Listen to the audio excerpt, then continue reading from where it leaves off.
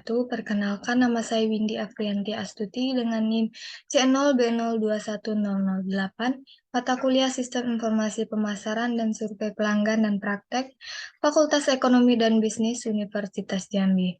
Dengan dosen pengampu Bapak Bambang Purnomo, SEMM. Di sini saya akan menjelaskan hasil tugas individu saya. Jelaskan kekuatan apa saja yang mempengaruhi bantuan marketing.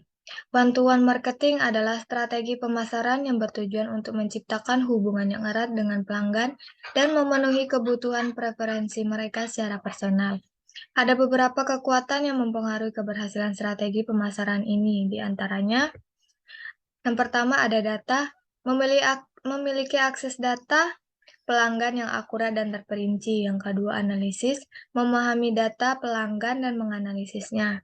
Yang ketiga, personalisasi, menggunakan data dan analisis untuk membuat pesan pemasaran. Yang keempat, pengalaman pelanggan, memberikan layanan pelanggan yang ramah, menawarkan produk dan layanan yang berkualitas. Yang kelima, komunikasi. Komunikasi yang efektif dan terbuka dapat membantu dalam hubungan yang erat.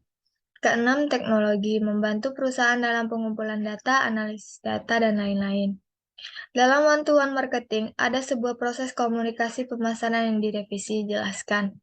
Dalam bantuan marketing, terdapat proses komunikasi pemasaran yang direvisi atau disebut juga sebagai proses 4R, yaitu relevance, respect, reciprocity, dan responsiveness.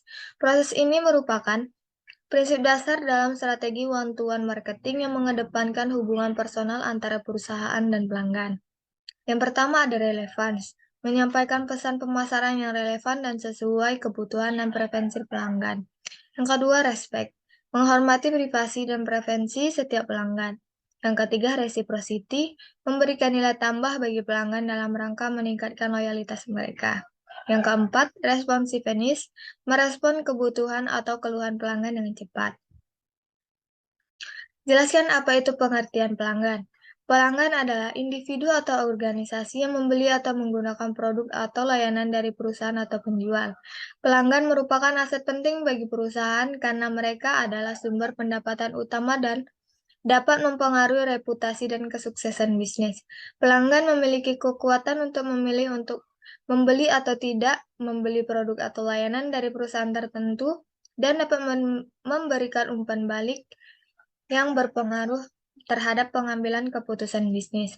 Oleh karena itu, perusahaan perlu memahami kebutuhan dan preferensi pelanggan untuk dapat menciptakan produk atau layanan yang berkualitas dan memuaskan. Pemasaran yang efektif selalu menempatkan pelanggan sebagai pusat perhatian.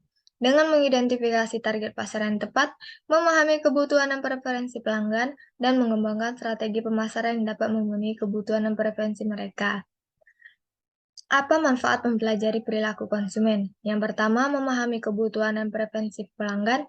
Yang kedua, meningkatkan kepuasan pelanggan. Yang ketiga, mengembangkan strategi pemasaran yang efektif. Yang keempat, menentukan harga yang tepat. Yang kelima, meningkatkan loyalitas pelanggan. Yang keenam, memprediksi tren dan perubahan pasar.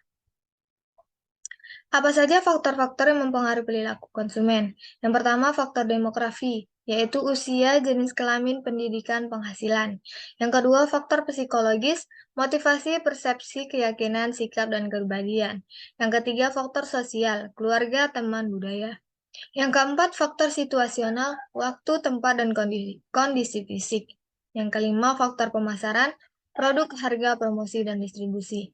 Yang keenam, faktor teknologi, kemajuan teknologi dan sosial media. Dan yang ketujuh, faktor lingkungan, perubahan iklim. Jelaskan proses pengambilan keputusan konsumen. Yang pertama, pengenalan masalah. Ada kebutuhan konsumen yang perlu dipenuhi atau masalah yang perlu diatasi. Yang kedua, pencarian informasi. Mencari informasi tentang produk dan layanan sesuai kebutuhan. Yang ketiga, evaluasi alternatif. Mengevaluasi informasi dan mempertimbangkan beberapa alternatif produk dan layanan. Yang keempat, pengambilan keputusan. Memilih produk atau layanan sesuai kebutuhan agar memecahkan masalah. Yang kelima, evaluasi pasca pembelian. Mengevaluasi keputusan mereka setelah membeli produk atau layanan. Jelaskan apa itu kepuasan konsumen dan perilaku konsumen.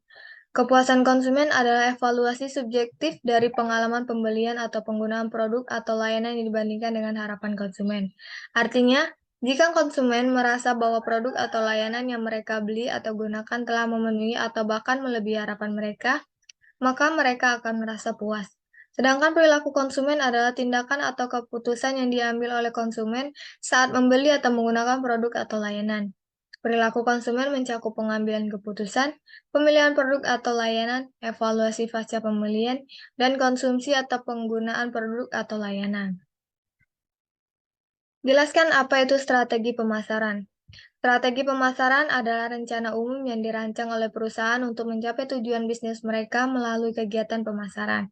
Strategi pemasaran mencakup berbagai elemen, seperti penentuan target pasar, pengembangan produk atau layanan, penetapan harga, distribusi produk atau layanan, dan promosi. Sekian presentasi dari saya, kurang dan lebihnya saya mohon maaf. Terima kasih.